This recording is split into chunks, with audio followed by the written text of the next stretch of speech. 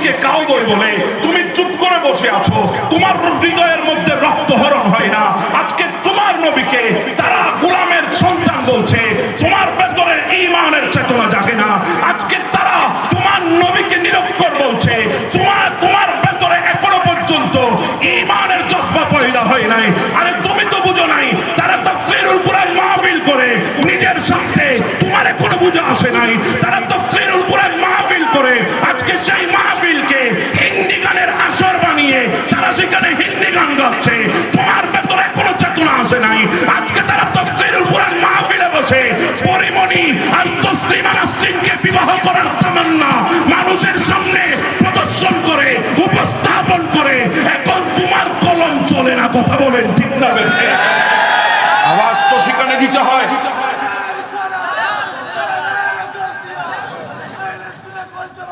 আমি সুস্পষ্ট ভাষায় আজকের এই মাহফিল থেকে আমি বলতে চাই একটাই কথা, আমার নবীর শানে যারা বেয়াদবি করবে, আমার নবীর শানে যারা বেয়াদবি করবে, আমার নবীর শানে যারা কথা বলবে, সে কে সেটা দেখার সময় আমার নাই।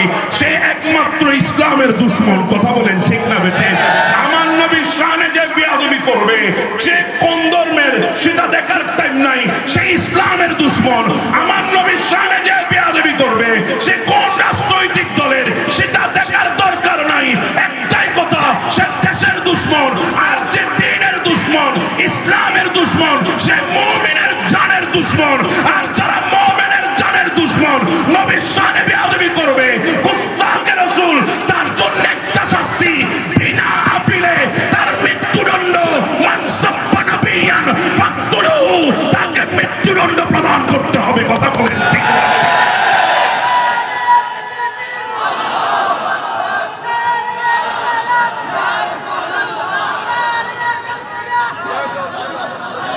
শেষ কথা বলে যায়, সময় তো সংক্ষেপ। আমাকে যতক্ষণ দিয়েছে মনে হয় তার চাইতে বেশি হয়ে গেছে, সেজন্য একজন দুজন দাঁড়ায় গেছে। আর বেশিক্ষণ করলে কয়েকজন দাঁড়ায় যাব, আর সামনের দিকে যাইতাম না। শেষ কথা বলে দিয়ে আমি শেষ করি, আমরা বীরের জাতি, বীরের জাতি। কথা বলে ঠিক না? ভয় করি না, ভয় করি না। আমাদের মুরব্বীরাও করে না, আমরাও করি না। তোমরা মনে করেছো একজন ফারুকীকে জমিন থেকে বিদায় করে তোমরা সুন্নিয়তকে কবর দিবা। তোমরা ভুলে গেছো এক ফারুকী লোকান্তরে লক্ষ ফারুকী আজকে রাজপথে আছে। কথা বলে ঠিক না? আল্লামা গাজী শেরে বাংলা দুনিয়া থেকে চলে গেছে, তোমরা সেই সুবাদে ভেবে নিয়েছো সুন্নিদেরকে কবরে দাফন করে দিবা। তোমরা জানো না, যদি সময় মতো সময় যদি আসে